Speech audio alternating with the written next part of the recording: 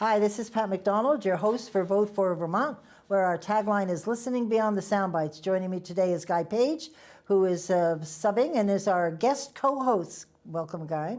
And in keeping with our candidate interviews, we have with us today Michelle Bos-Lun, who is a Democrat running for the House of Representatives in Windham 4 District. Welcome. Thank you. Yeah.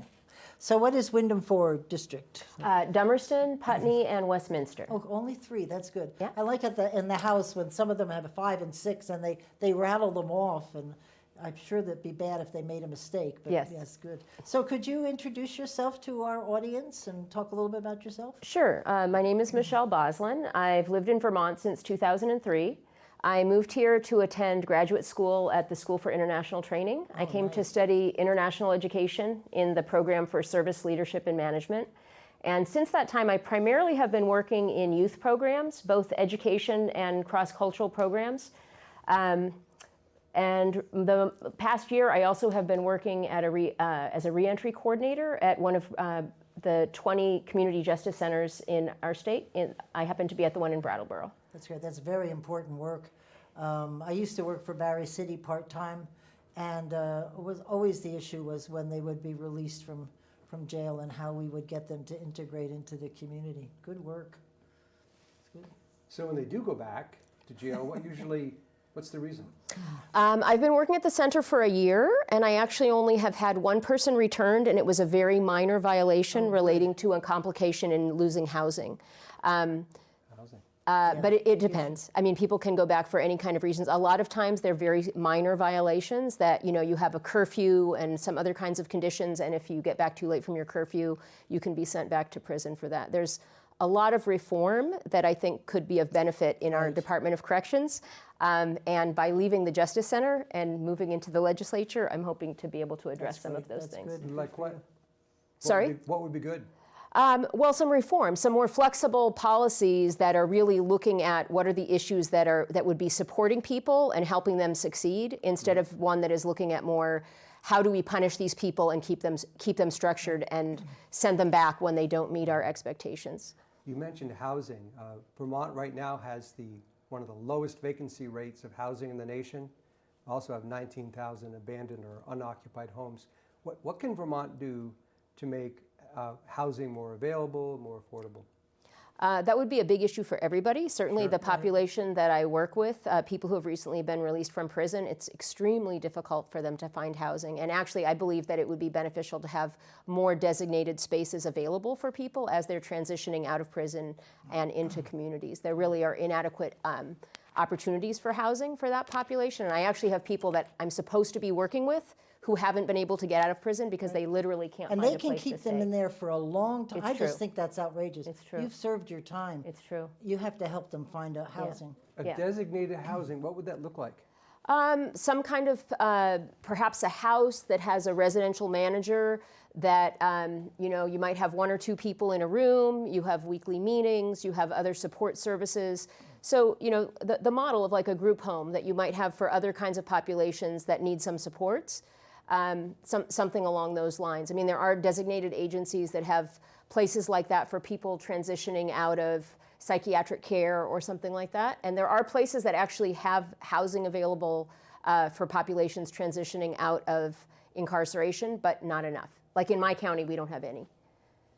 But certainly your question is broader than that, and what do we do about housing? That is a huge question. Right. I mean, in my area, we have Windham and Windsor Housing Trust, which buys up old properties, renovates them, and then brings people in for mixed housing opportunities. So we have economically diverse residents that move into these units, and some of them are higher end, and some of them are more modest, but they're available on a sliding scale. They take vouchers for those that need them, and so that kind of opportunity is something that can and really does work in Windham County and presumably in other places. Because a lot of companies have a problem bringing people in from outside the state to fill jobs because they can't find housing. Plus, they can't find a job for the other partner, the spouse.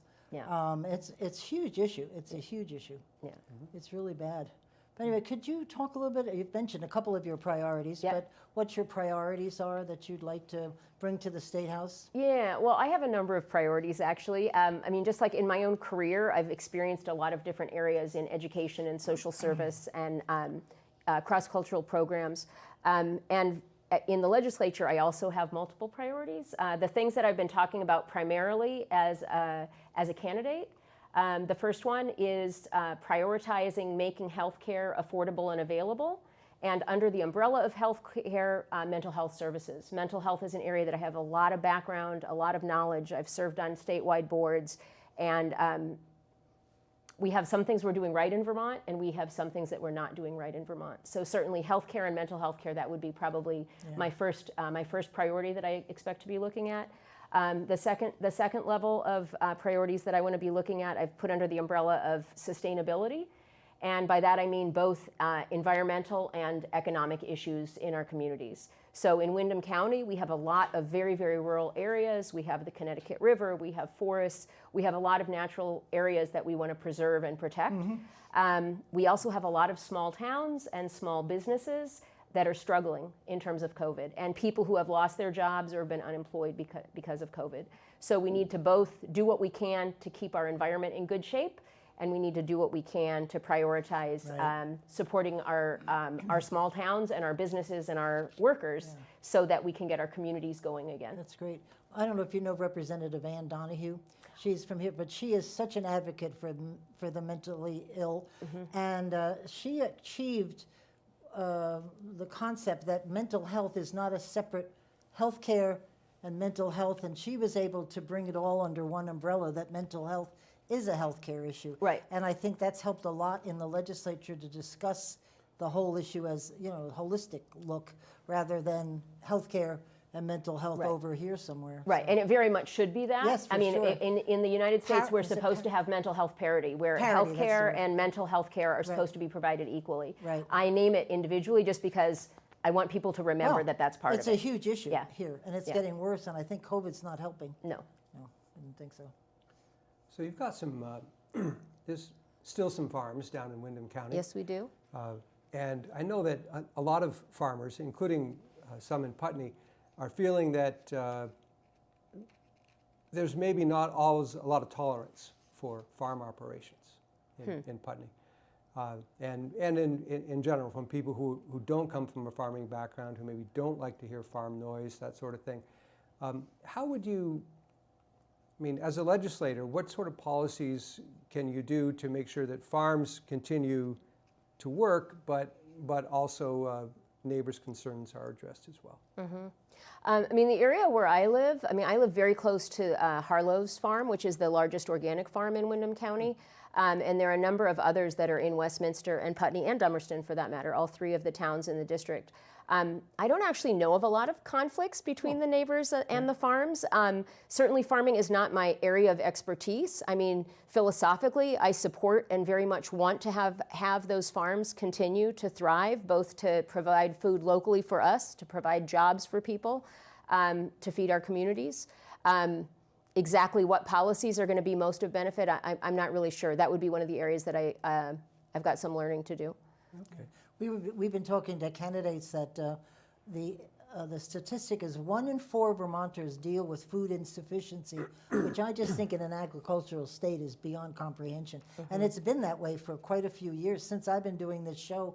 That's what we all talk about, is 1 in 4. So we all know somebody who behind the McMansions is dealing with food insufficiency. Well, and with COVID too, we've had some really interesting sort of creative solutions to that. I mean, in Windham County, we started a pilot project, which is actually moving to other areas of the state now, called Everyone Eats. Oh. And it started, I believe, with federal funds that came to the state, and then the state designated a pilot project in our county, and now it's moving back up through other areas of the county. But basically, it's funding restaurants, which were struggling because of COVID, to prepare meals to distribute for free to those who are in need in the community. So it's both helping with food insecurity, and it's providing something to help tide our restaurants over until they're able to get the full service. And it's really good food. Yeah, it's an excellent program. In fact, many of my clients actually are benefiting from that, and I know a number of people in the community that are benefiting from that. We have the trucks that go around, they're at schools, and they'll announce they're going to be at the school at such and such a time, and the kids come and they pick out what they want, vegetables and, Yep. and that sort of stuff. But Yep. that's great for restaurants. What a wonderful idea. Yeah, Was no, that something that started in your neck of the woods? It did. I believe Windham County is where the pilot project in Windham County started in, I think, November and December. And, Great. or maybe it was a little bit later than that. In any case, it started fairly recently, and they did a project in our county first, and then that has been approved. Actually, it wasn't November and December. It was earlier in the fall, but now it has been extended through December. And are they able to meet the demands? Because we were talking before, we had a project with the National Guard, I think, where they gave out food up at the airport, and there was people waited 5 hours in a car train. Right. That was just incredible. Yeah, we had that in Windham County as well. For the most part, they are able to meet the need. I have heard they sometimes run out. They give, I think, between 800 and 900 meals out in Brattleboro, and sometimes they run out. Yeah, well, like you can't, Yeah. really, 5 hours in Yeah. the car. Yeah. I can imagine. I don't think the kids. waiting time is that long Yeah, anymore. well, I it's a think that 2-hour was- pickup for the meals. And They learned a lot. It's been working better. I think afterwards it's gotten Yeah. much better because Yeah. they learned the flow of things and they changed their procedure. But anyway, Yeah. there you go. So Vermont has a fair number of homeless people, and is it a fair question to ask, how can we reduce the number of homeless people? And if so, what's your answer? Or is there a better way to frame the question? I would frame the question, what can we do to support people so they won't be homeless? One of the areas that I've worked in my past was I worked for almost 6 years at Youth Services, and part of the time that I was at Youth Services in Brattleboro, my title was, I was a housing case manager. That was my entry role at Youth Services in, I think, 2010. I was there, started there. But I was working with youth that were in insecure housing situations, and so I was helping to find housing for youth that were homeless or at risk of homelessness. But so I've done a lot of work, direct work in the community around the issue of housing insecurity. So your question is, what can we do about that? I guess what I would say is trying to find stable housing that is available, that has supports, is going to be essential. So like we were talking earlier about the issue of housing for people that are released from incarceration. We have a project in Windham County, which is a partnership between HCRS and Groundworks. Groundworks is the local housing support, homelessness support agency. HCRS is the mental health designated agency. They have a community building in the center, and then they renovated an old hotel into efficiency apartments. Great. And I actually don't know the number of units there, but I believe it's something like 15. Nice. And there's a case manager who's available much of the time to provide supports, to meet regularly with the individuals that are there. So all the people that are there have mental health issues and a history of homelessness. But now that they're living there, they're not homeless anymore. They have a permanent, it is an ongoing, you can stay there as long as you want. So some people may stay there forever. Some people may stay a year or two, and then they may move into other housing. Great. But those people were all designated as homeless in the past, and yet now they're housed. Does that change their, I don't know if this is a stupid question, does that change their mental health status because they have the security of a home? And I bet not having a home might just kind of... I would say that it provides stability which could help to minimize some of the characteristics that you might see under higher levels of stress. But somebody with a mental health diagnosis, it's not going to go away because of your housing. No, I didn't mean that. But certainly it could be better. Do you deal with the kids from foster care who at 18 are cut off? When I was at Youth Services, one of my coworkers was working exactly with that I population. wish we could do that better. Yeah. I 'Cause mean, they're just goodbye. Yeah, in Vermont, we actually do better than a lot of states. We actually have the possibility, if the young adult is willing, they can sign a support agreement with the Department of Children and Families to continue to stay with and be supported by foster families up through the age of 21. Oh, I didn't Or know if they that. go to Good for college, us. they can continue to be supported in that capacity. Most states don't do that. I love Vermont. So we're doing some things right. That's good for us. Yay. I hadn't heard that. I'm going to, thank you. Yeah. Anyway. Clean water. What should the state be doing to have its, say, the Connecticut River, for example, And I think, I'm not sure, but did David Dean, was he formerly in your seat? David Dean, Dean. I'm looking for David Dean's seat, That's actually. right. Yeah, David served for many, many years with Mike Morwicki. He stepped down 2 years ago. Nader Hashim came in. Yeah. So yeah, I will be David's looking. a legend up there. Yeah, he Sure is. is. So what will I do about clean water? I will talk to David Dean. Yeah, honestly, he's my neighbor. good place. He supports my campaign. Yeah. He will absolutely be my advisor. I mean, I'm a social science education person. I certainly have a strong passion for the environment, but not scientific expertise. So I will consult with people who have that expertise, and that absolutely is a priority area. I mean, I said supporting the environment is one of the areas, and clean water is essential in one of those categories.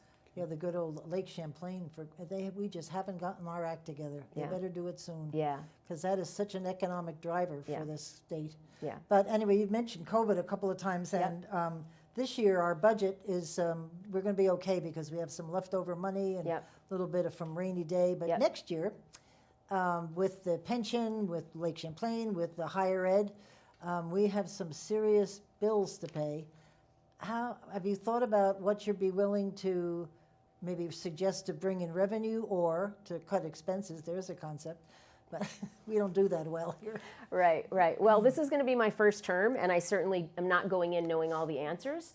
I do know that we still will have some funds in our reserves, and I'm sure we will be tapping Right, into those some right. more. We also, I believe, are just right on the cusp of having some legalization happen in terms of the cannabis industry, yep. which is going to bring in some economic hope. resources that we did not have before. Right. And so that's going to help to ease the pain a little bit as well. I mean, that's going to be another area that, I'm going to need to work with Right. others and see what the other people in the legislature recommend. Yeah. I don't have an easy answer for what can we cut, because we have a lot of things we're doing right, and cutting them is not going to be of benefit. And yet I understand we need to figure out a way to balance the budget. Yeah, we do. I mean, it's a requirement, so Yeah. we have to do that. Yeah. It's in the law, not Yeah. specifically, but it's there. Yeah. The Transportation Climate Initiative would assess a fee, I guess you might say, on gasoline and use that money to reduce transportation carbon emissions from transportation. There we go. It's a regional thing. Vermont has quasi, but not really bought into it yet. What are your thoughts about that? Is that a federal policy? I'm actually not familiar with that. Okay. It's a regional policy that the Georgetown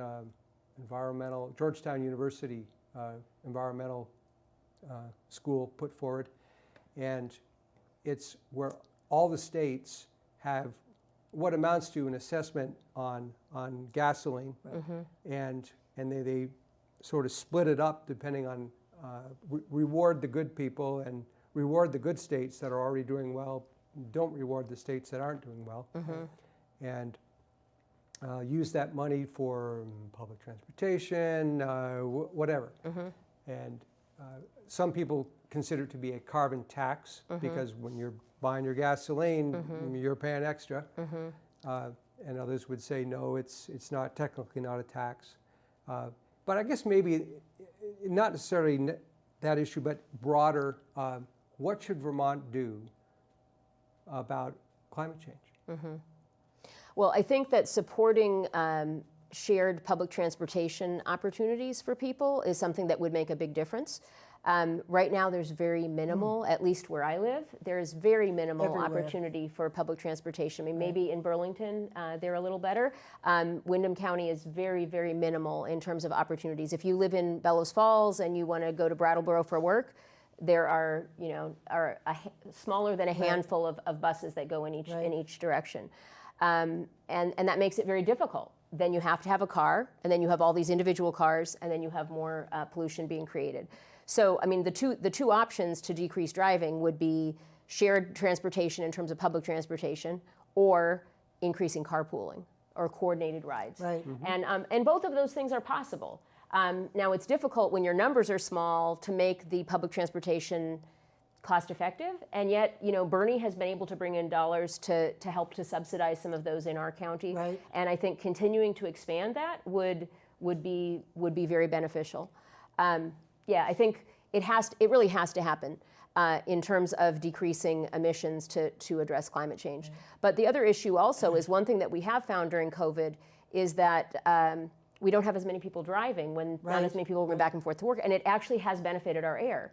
And another thing that employers and individuals have found is that we can do an awful lot of our work from home. We don't have to be driving back and forth 40 minutes or 30 minutes or an hour or however far it is that we're commuting every day, or we were commuting every day before COVID.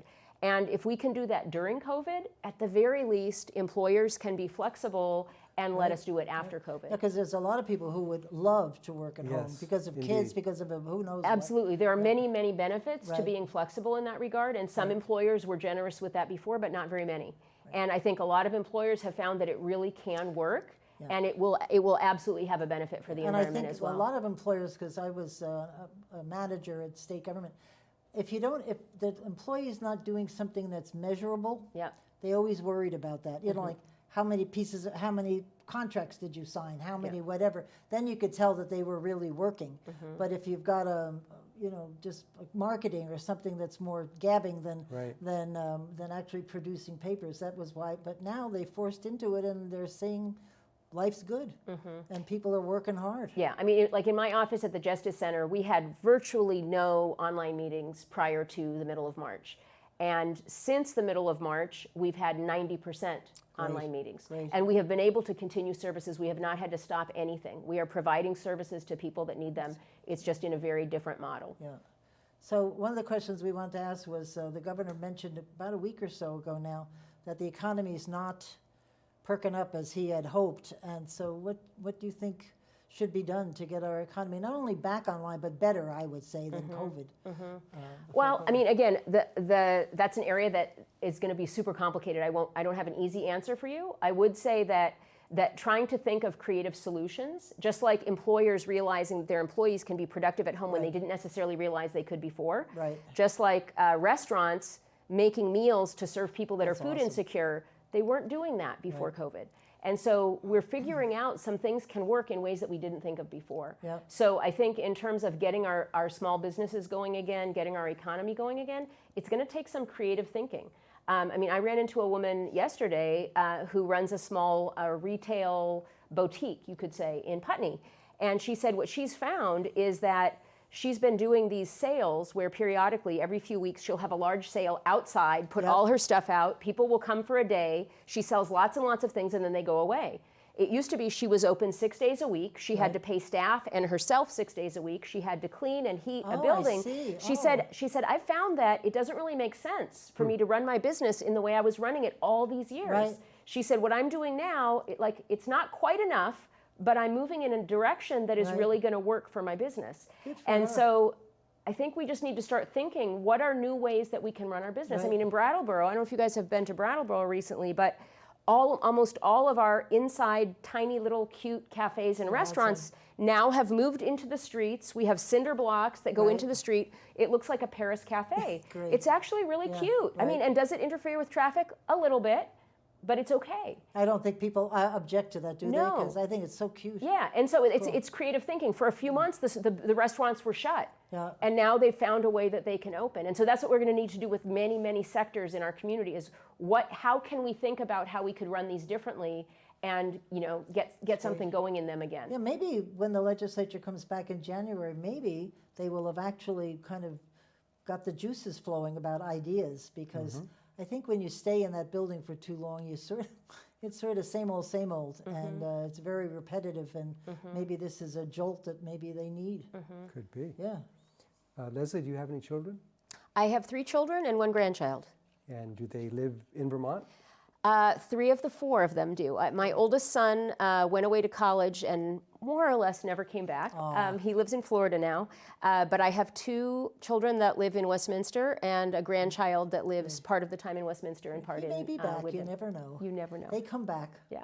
Do they see a future in Vermont? Are they happy? All of my family members who live in Vermont, I envision will stay in Vermont indefinitely. My one who lives in Florida probably will stay in Florida.